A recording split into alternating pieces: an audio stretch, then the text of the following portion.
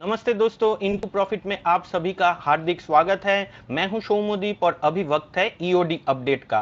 आज है 14 अगस्त 2020 और कल है 15 अगस्त यानी इंडिपेंडेंस डे। मेरी तरफ से आप सभी को इंडिपेंडेंस डे की हार्दिक शुभकामनाएं। I wish you all a very happy independence day. जय हिंद। दोस्तों, आज हफ्ते का आखिरी ट्रेडिंग सेशन था और कल के वीडियो का अगर आपने टाइटल देखा है तो उसमें मेंशन था कि markets are looking tired, momentum missing था ऊपरी लेवल पे और हो सकता है कि मार्केट में यहां से करेक्शन देखने को मिले। आज एक अच्छा सेलिंग मार्केट में देखने को मिला है, प्रॉफिट बुकिंग भी कह सकते हैं ऊपर के लेवल से।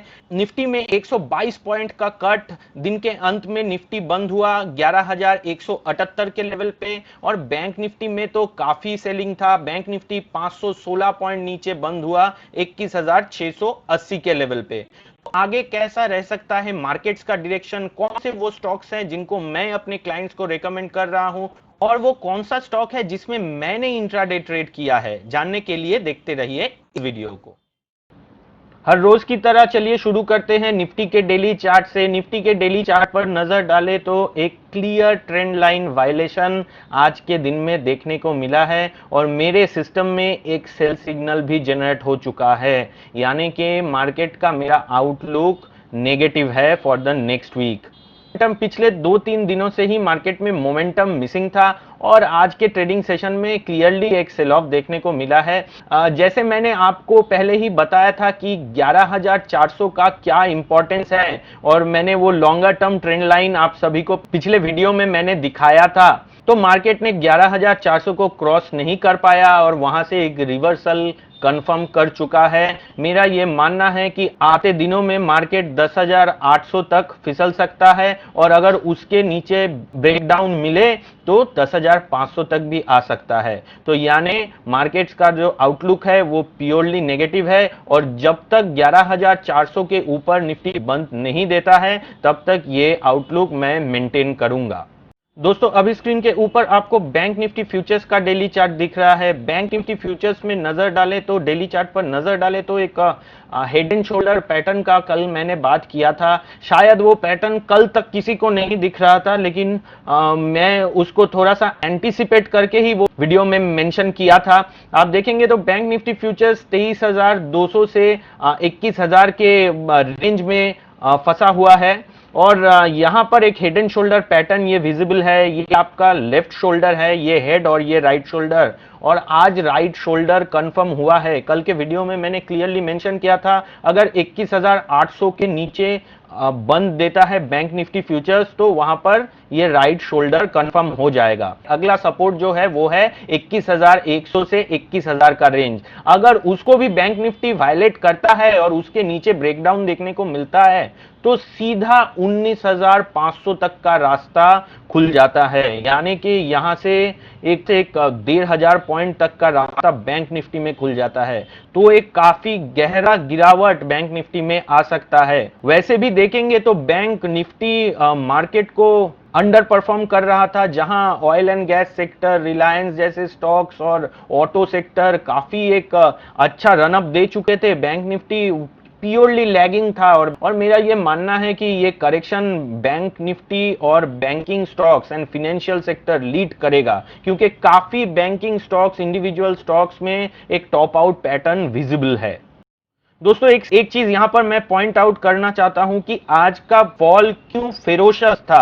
फेरोशस था इसीलिए क्योंकि जितने भी मेजर सेक्टर हैं उन मेजर सेक्टर्स में से सिर्फ निफ्टी मेटल और निफ्टी फार्मा छोड़ के सारे सेक्टर्स नेगेटिव में बंद हुए हैं। निफ्टी पीएसयू बैंक देखिए 2.5%, निफ्टी ऑटो 2.5%, निफ्टी बैंक 2% से ज्यादा, प्राइवेट बैंक 2%, यानी कि एक ब्रॉड बेस सेल ऑफ है। तो ये मार्केट के लिए काफी नेगेटिव है। बैंक निफ्टी के कंस्टिट्यूएंट्स को देखिए, बैंक निफ्टी के 12 में से 12 स्टॉक्स नेगेटिव में बंद हुए हैं और सब में 2% से ज्यादा का गिरावट देखने को मिला है, सिर्फ बंधन बैंक को छोड़ के, जिसमें bank of Baroda 4%, RBL bank 3.5%, IDFC bank 2.5%, majority of stocks में 2% से ज्यादा का कट देखने को मिला है। तो ये क्लियरली बताता है कि बैंक निफ्टी का जो कंपोनेंट्स है वो वीक है। आइए एक बार निफ्टी के कंस्टिट्यूएंट्स को देख लेते हैं। निफ्टी के कंस्टिट्यूएंट्स पर नजर डालें तो 12 स्टॉक्स छोड़ के बाकी जो 38 स्टॉक्स है उसमें एक नेगेटिव क्लोजिंग मिला है। तो ये दर्शाता है कि एडवांस डिक्लाइन निफ्टी में भी ठीक नहीं था और एक ब्रॉड बेस्ड सेलिंग हम लोगों को देखने को मिला है।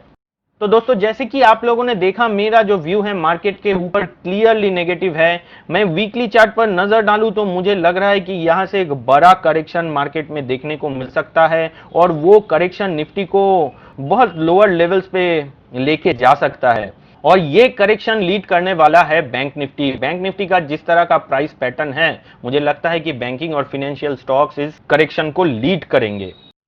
दोस्तों ये मेरा जीरोधा का अकाउंट है। जीरोधा के अकाउंट में आज मैंने इंट्राडे में इंडिया बुल्स हाउसिंग फाइनेंस पे एक शॉर्ट ट्रेड लिया था जिसमें मुझे 6858 का प्रॉफिट हुआ है इंट्राडे में। तो आइए एक बार देख लेते हैं कि आज हम लोगों ने मार्केट में क्या एक्टिविटी किया। मैंने खुद का जो ट्रेड किया है वो तो मैं आपको दिखा चुका हूं, इंडिया बुल्स हाउसिंग फाइनेंस का। ये मेरा व्हाट्सएप ग्रुप है। व्हाट्सएप ग्रुप में मैंने पहला जो अपडेट दिया है वो है हिंदुस्तान यूनिलीवर का। हिंदुस्तान यूनिलीवर में हम लोगों का बाई पोजीशन था, बाई कॉल मैंने जनरेट किया था 2230 के लेवल पे और 2185 का जो इनिशियल स्टॉप लॉस है वो आज ट्रिगर हो गया। तो इसमें 13500 का लॉस हुआ है। दोस्तों यहां पर एक चीज मैं आपको पॉइंट आउट करना चाहता हूं कि मैंने 2 लॉन्ग पोजीशंस ओपन किए थे, एक आईसीआईसीआई बैंक में और एक हिंदुस्तान यूनिलीवर में, और एक इंडिगो में शॉर्ट पोजीशंस मैंने रेकमेंड किया था फॉर अ हेज। तो इन तीनों पोजीशंस को क्लोज करने के बाद नेट मुझे 7 to 8,000 रुपीज का प्रॉफिट आया है। मार्केट में कुछ ज्यादा मूवमेंट देखने को नहीं मिला और मार्केट एक यू टर्न भी लिया, लेकिन फिर भी हम लोग यहां से कुछ प्रॉफिट कमा पाए हैं।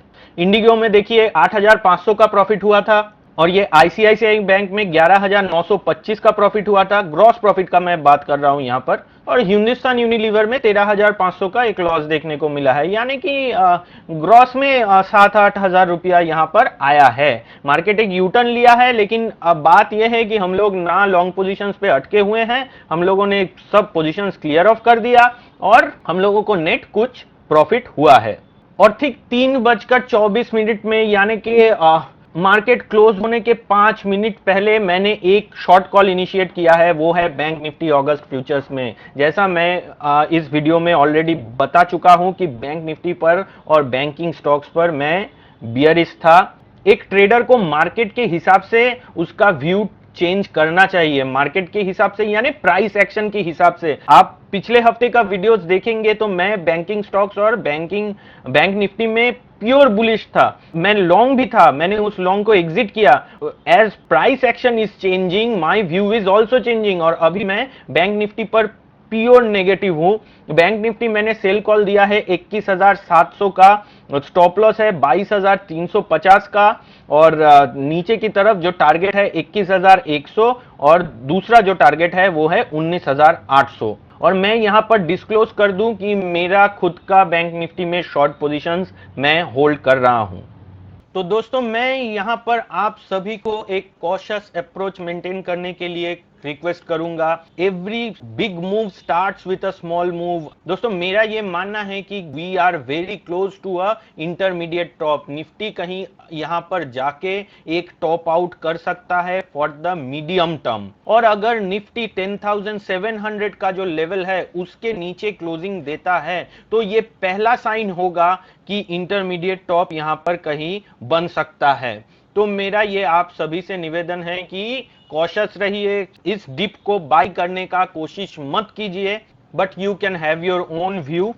ऐसा नहीं है कि आपको मेरे व्यू के ऊपर ही ट्रेड करना है और मैं गलत भी जा सकता हूं, तो अपने हिसाब से ट्रेड करें पर रिस्क को जरूर मैनेज करें। तो आज के लिए बस इतना ही, मिलते हैं अगले वीडियो में। जितने भी इंडेक्स या स्टॉक्स में मैंने अपना राय रखा है उनमें मेरे या मेरे क्लाइंट्स के पोजीशंस हो सकते हैं। मेरे व्यू के ऊपर किसी भी स्टॉक या इंडेक्स में ट्रेड करने से पहले अपने फाइनेंशियल एडवाइजर से जरूर कंसल्ट करें। जय हिंद।